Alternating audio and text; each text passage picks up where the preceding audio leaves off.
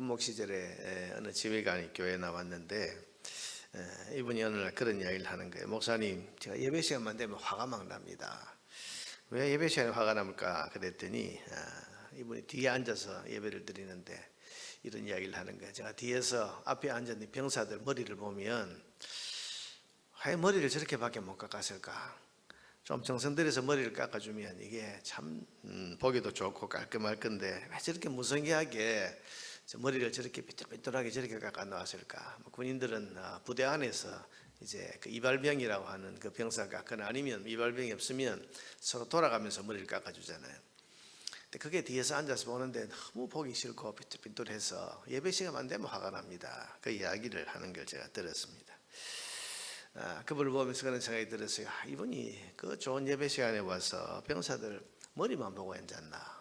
물론 그런 건 아니겠지만 예배 시간만 되면 화가 납니다. 그 말에 제가 그런 생각이 들었습니다. 여러분, 교회 와서 볼 게 얼마나 많습니까? 그 시간에 벌어지는 하나님을 향한 찬양과 경배, 그리고 그 현장에서 일어나는 아름다운 영적인 사건들, 이런 것들은 보지 못하고 병사들 오지 머리 깎은 이것만 눈에 보였다. 참 어이없는 것이고 어리석은 것이죠. 이와 같이 우리가 정말 보아야 할 것을 보지 못하고 붙잡아야 할 가치보다는 중요하지 않은 것들을 붙들고 실험할 때가 종종 있습니다. 이른바 본질과 비본질의 문제이고 또 핵심과 부차적인 것의 문제라고 할 수 있습니다. 우리 성도는 정말 붙들어야 할 가치를 붙들어야 되고 또 반드시 지키고 놓치지 말아야 될 핵심 가치를 잘 붙들 수 있어야 놓치지 말아야 됩니다. 오늘 본문에 보면 이 바리새인들이 예수님께로 모여들었다. 1절에 보니까 바리새인들이 예수님께로 모여들었다고 했는데, 여러분, 바리새인들이 예수님께 모여들어서 그 모여든 사람들이 보았던 게 뭐라고 오늘 본문에 말하는가 하면 2절에 보니까 그의 제자 중 몇 사람이 부정한 손, 곧 씻지 아니한 손으로 떡 먹는 것을 보았더라. 자, 보세요. 예수님께로 모여들었습니다. 예수님께서 하시는 그 천국의 이야기, 그 천국의 비밀, 아름다운 영적인 사건들, 이걸 본 게 아니고 그 제자들이 씻지 않은 손으로 음식 먹는 것을 그들이 보았다. 이걸 보고는 예수님께 따져 묻습니다. 5절에 보니까 이에 바리새인들과 서기관들이 예수께 묻되 어찌하여 당신의 제자들은 장로들의 전통을 준행하지 아니하고 부정한 손으로 떡을 먹나이까? 소위 말하는 정결규례라고 하는 것은 사람들이 하나님을 우리가 어떻게 잘 섬겨볼까 생각하면서 만들어낸 규례, 그게 전통이 된 것을 말합니다. 음식 먹을 때는 그냥 먹지 말고 반드시 손을 깨끗하게 먹고 깨끗하게 씻고 그 다음에 음식을 먹어. 그래야 우리가 하나님 말씀하신 위생법과 또 정결법, 또 이를테면 여러분 돼지고기나 이런 것들은 부정한 것인데 그런 것들을 만지고 한 손을 가지고 이렇게 음식을 먹는다든지 그 손으로 또 하나님께 예배하러 나온다든지 이건 안 되니까 손을 깨끗하게 씻어야 된다. 이게 정결규례인데 좋은 취지로 만든 겁니다. 이렇게 하는 이유가 뭐겠습니까? 율법을 더 잘 지켜보려고. 근데 율법의 정신이 뭐죠? 하나님 사랑, 이웃 사랑입니다. 어떻게 하든지 하나님을 사랑하고 이웃을 사랑하는 그 삶을 살기 위해서 이 정결규례를 비롯한 여러 가지 전통들이 만들어진 겁니다. 근데 오늘 본문에서 이 바리새인들은 바로 그렇게 해서 만들어진 손 씻는 규례를 가지고 사람을 공격하고 비난을 하고 있습니다.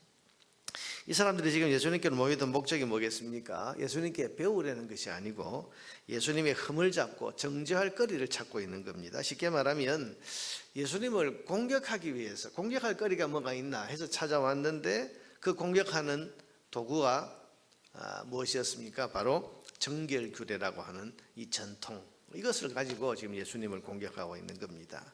자, 이 사람들에게 예수님이 하신 말씀이 뭡니까? 6절과 7절에 보니까 이르시되 이사야가 너희 외식하는 자에 대하여 잘 예언하였도다. 기록하였으되 이 백성이 입술로는 나를 공격하되 마음은 내게서 멀도다. 입술로는 하나님을 잘 섬겨야 돼 그러는데 마음이 담겨있지 않다. 그리고는 7절에 사람의 계명으로 교훈을 삼아 가르치니 나를 헛되이 경배하는도다. 하나님 말씀보다는 사람이 만든 계명을 가지고 열심을 내기는 하지만 그러나 하나님의 말씀은 저버리고 있다. 이 말을 이사야가 했는데 그 말씀을 인용하고 있는 겁니다. 그러면서 예수님께서 8절에 하시는 말씀이 뭐죠? 너희가 하나님의 계명은 버리고 사람의 전통을 지키느니라. 자, 여러분 이게 이제 아이러니죠. 사람의 전통이라는 것은 하나님 잘 섬겨보자. 그 뜻에서 원래 만든 건데 시간이 지나고 나니까 하나님의 계명은 사라지고 사람의 전통 이거 지켜야 된다. 심지어는 사람의 전통을 가지고 지금 하나님의 계명, 하나님 사랑, 이웃 사랑이라고 하는 이 하나님의 계명을 저버리고 짓밟고 있는 겁니다. 여러분 누가 하나님께서 사람을 공격하고 비난하고 정죄하라고 하셨습니까? 전혀 율법의 뜻이 아니에요. 그런데 사람의 전통을 지키려고 하다 보니까 하나님의 계명을 이제 저버리는, 그러면서도 자기들은 하나님 잘 섬기고 있다. 이 생각을 지금 하고 있는 겁니다. 그러면서 예수님께서 한 가지 예를 드십니다. 그게 바로 10절 이하에 나오는 고르반 문제입니다. 고르반. 이 고르반이라는 말은 이미 바쳤다 그런 뜻인데 그 당시 바리새인들이 자주 썼던 그런 말입니다. 예를 들면 부모님께 내가 옷을 해드려야 되는데 집에 좋은 옷이 있습니다. 그러면 이를테면 부모님이든지 누구든지 얘야 그 옷을 내게 다오. 혹은 또 그 옷을 가지고 그 옷을 집에 있는 그 좋은 옷을 부모님께 드리지요. 그렇게 말하면 이 자식이 뭐라고 하는가 하면 아버지 미안하지만 저 옷은 고르반입니다. 무슨 말인가 하면 저 옷은 하나님께 바친 옷입니다. 이미 하나님께 바친 옷이니까 아버지께 드릴 수 없습니다. 이렇게 말하면 이 사람은 아무 흠이 없는 거예요. 이렇게 가르쳤다는 고르반이라는 제도가 그런 것이었습니다. 이런 부모가 못 먹고 가난하게 살고 있는데 자식 지갑에 보니까 돈이 한 100만 원 좀 들어있다고 합시다.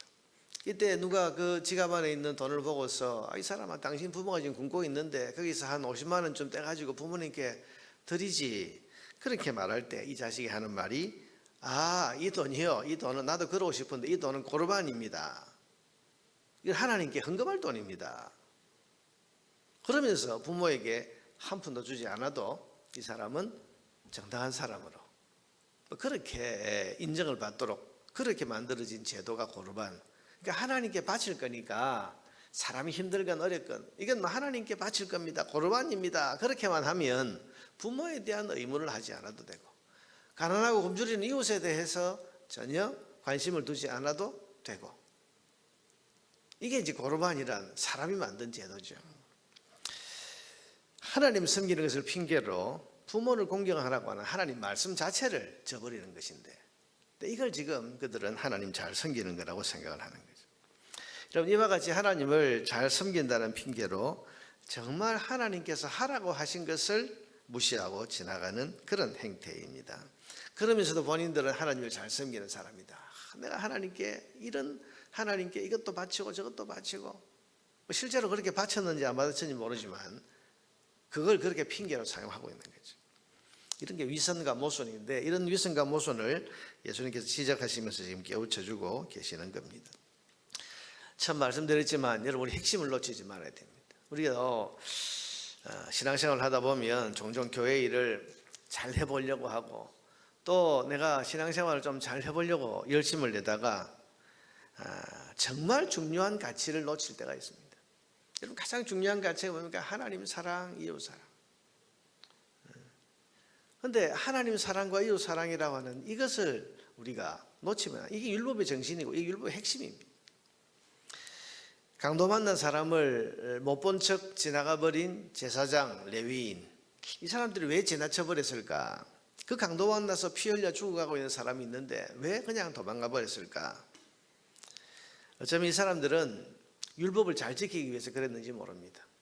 왜냐하면 사람의 피를 만지면 자기의 거룩함을 훼손하는 것이기 때문에 내가 저 사람에게 가까이 가서 손을 댔다가는 내가 더러워질 수 있다.